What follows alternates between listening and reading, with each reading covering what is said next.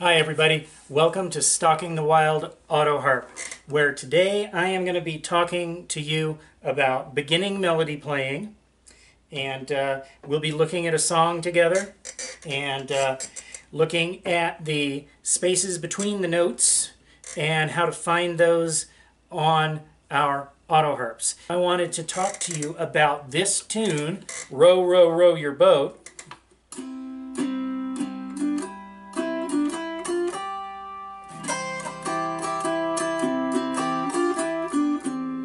In light of musical space and playing spaces, or what I'm calling playing spaces. They have another name in music theory-ese, which is intervals. Learning to play melody on the auto harp, for the right hand at least, is largely an exercise in learning the spaces that you have to move your hand up and down to follow the notes. I checked myself. I know that this is an octave on the auto harp, from here to here, from C to C, or from D to D, or from E to E. It's about 3 inches. And so half of an octave, which is a tritone, or from C to F sharp, is about there, or 1.5 inches. But in playing the auto harp, I don't think about, well, got to move my fingers up 3 inches now. It's more, how does it feel? How does an octave feel? How does it feel to reach from one note to another?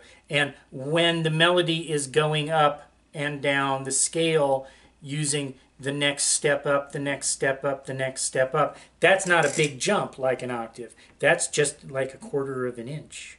That's just these little motions. And that's why I like to use Row, Row, Row Your Boat as an example, because the first part of the tune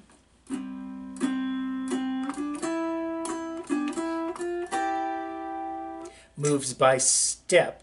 Row, row, row your boat gently down the stream. Or it would go C, C, C, D, E, E, D, E, F, G, right up through the alphabet, which means you're going to the next note over, which is a very small motion.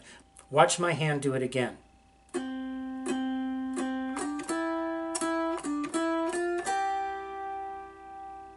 Now, it may sound to you like I'm hitting one string at a time because one note is ringing, but that's not what's happening. In actuality, I'm striking about 3 notes at once, but 2 of them are being damped out by the felts, which leaves only 1 that can move. Okay? Which means I can be a little sloppy as long as I am approximately correct. I will hit the notes I need to bring out the melody. So I have to know how far I'm moving. What tells me that? Am I looking at music? No. Did I measure? No. It's my ear. I hear the intervals. I hear how far things are, approximately. Now, there's not an analytical part of my brain that's involved, that's labeling things. I'm not going, okay, go up a fourth, now come down a fourth, now a minor third, now a minor third, now a major third. No. I'm not doing that either. Although those things have names, those names come later. Instead, I'm just hearing and doing. My hand knows how to find the notes that my ear hears. That comes from practice, and there's no other way around it.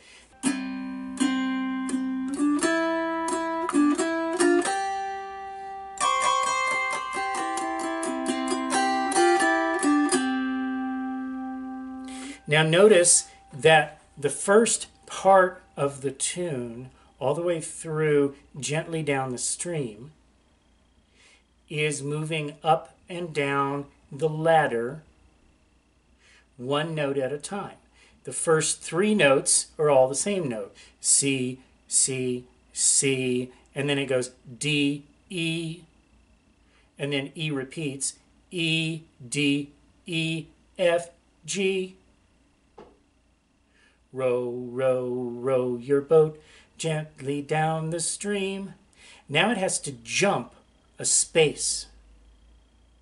So it jumps all the way up to high C. It's not the highest C on your auto harp, but it's going to be about an inch and a half, an inch and a quarter up. Merrily, merrily, jumped back down, right where it came from. Jumped up and then back down. Merrily, merrily. Oh, but then it jumps again. Merrily, and it jumps again. Merrily. Now we're back down where we started, and then we jump back up. Life is but a dream. So the first part and the last part of the tune move by step, but the middle part moves by leap.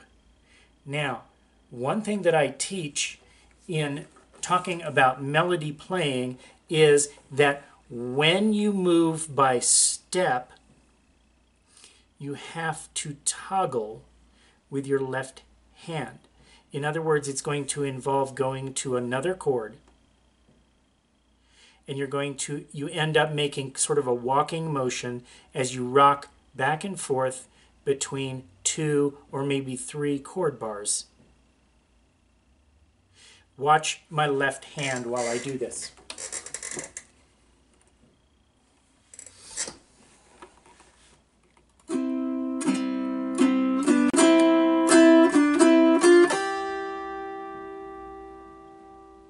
But the other thing I teach is that about 75% of the time when you do a leap, your left finger stays put during that leap. And that is true here because we've leapt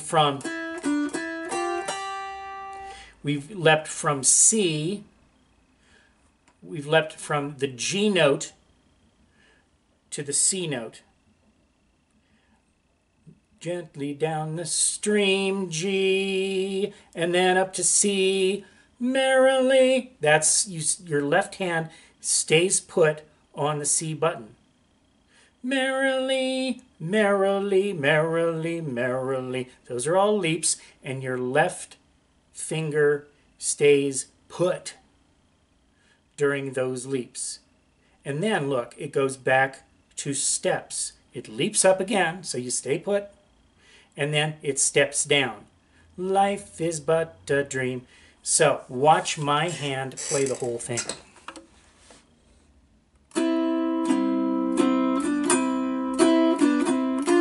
Stepping, now leaping. It stayed put, and now it's going to leap one more time. And then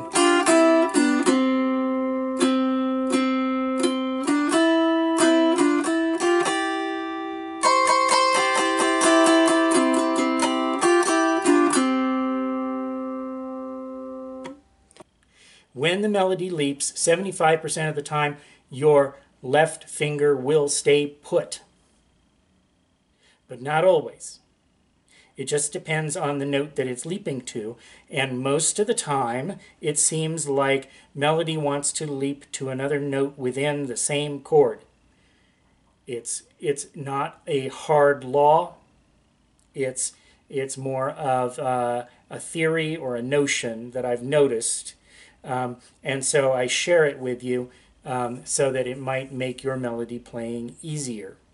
Lastly, I want to remind everybody to be watching in 2019 because I'm going to start teaching theory classes as online workshops where you can sign up and work with me and a group of others in real time, online, learning important things like intervals, music notation, the circle of fifths, how keys and chords interlock with each other, all of these music theory rules that makes playing music easier.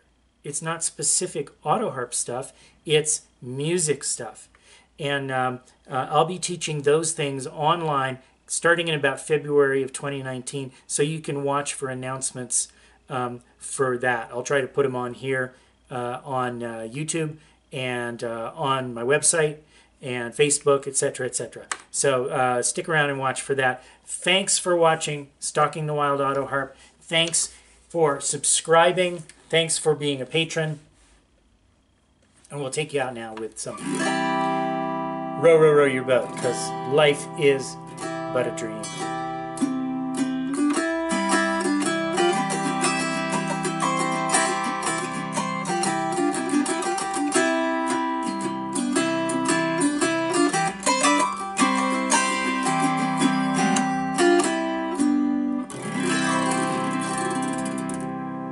Bye-bye.